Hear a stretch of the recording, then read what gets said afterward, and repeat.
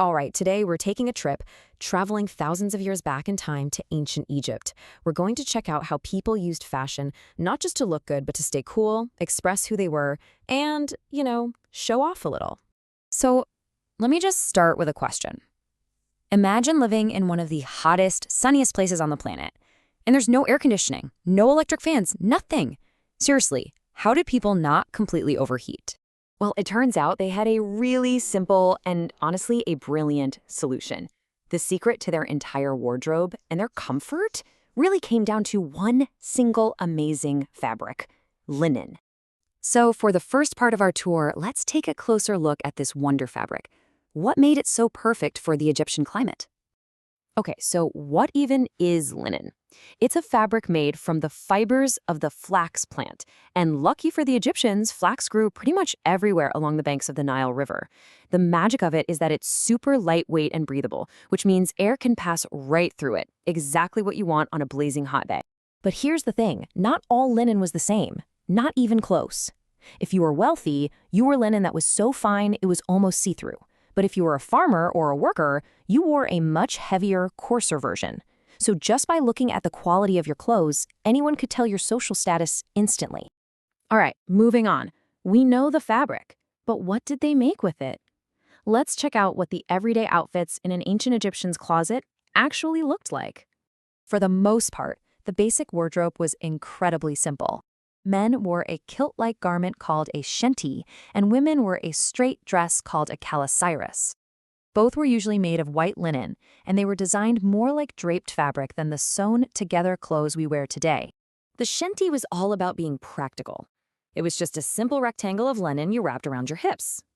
A worker who needed to move around a lot would wear a short one, but an older, high-ranking official would wear a much longer one, sometimes all the way down to his ankles. And the women's calasiris was also super elegant in its simplicity. It was a straight, form-fitting dress held up by one or two straps. While the basic design was the same for just about everyone, wealthier women might have theirs decorated with beautiful beadwork or colorful embroidery. Now, if pretty much everyone is walking around in simple white linen, how did they show off their personality and, well, their wealth? That brings us to the next stop on our tour, the bling. And Egyptians loved their accessories.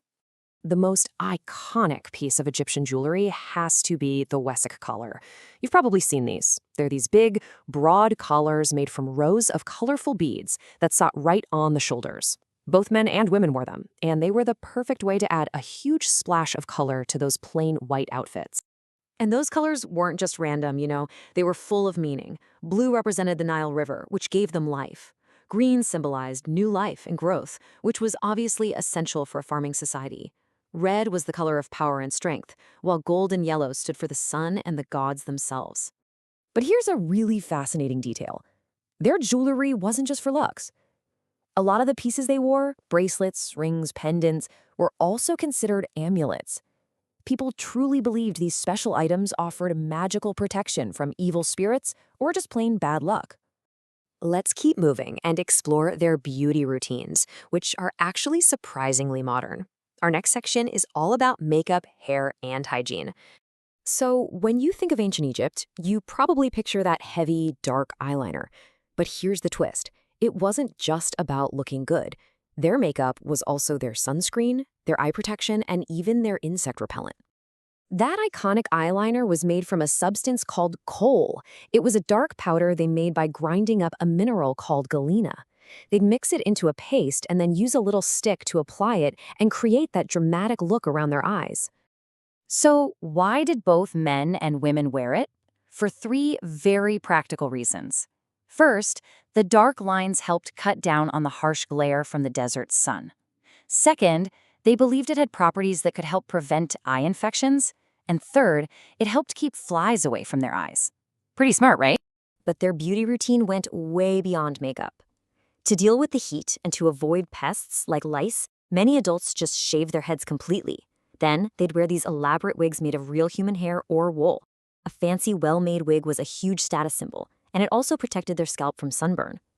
To top it all off, they used scented oils and animal fats to moisturize their skin against the dry desert air.